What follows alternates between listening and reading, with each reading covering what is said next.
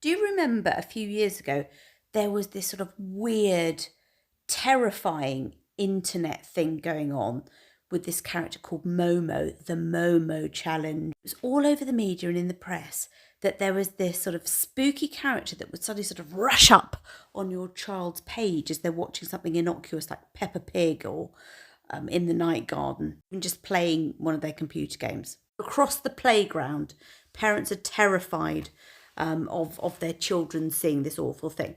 So that evening, I was at the kitchen table with my girls and I said to them, girls, has this character Momo popped up on your computer screens?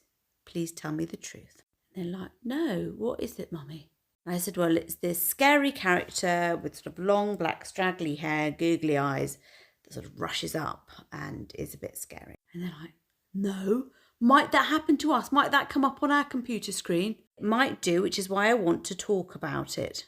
But what will happen? What will happen if she rushes up on my computer screen? Nothing. It's a hoax. It's a terrible, terrible, nasty hoax that is really scary and is frightening children. So obviously at this stage, I've just terrified them about Momo without them even knowing what it is or having seen it. But because I want to make sure they haven't seen it, I decide to show them a picture of Momo.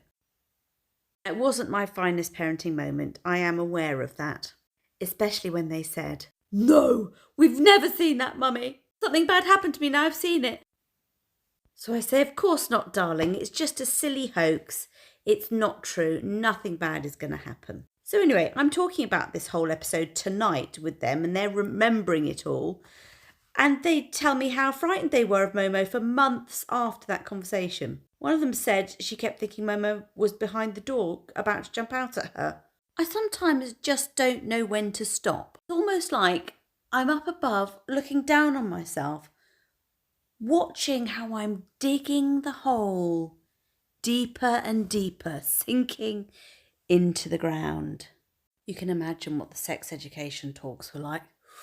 Anyway, on the plus side, the next day they go into school and all of the children are talking about Momo. So clearly all of the parents in their fear had made it much worse, created mass hysteria about Momo that went on for weeks. My daughter was even playing Momo games in the playground. I have to be honest, I take great comfort in the fact that it wasn't just me.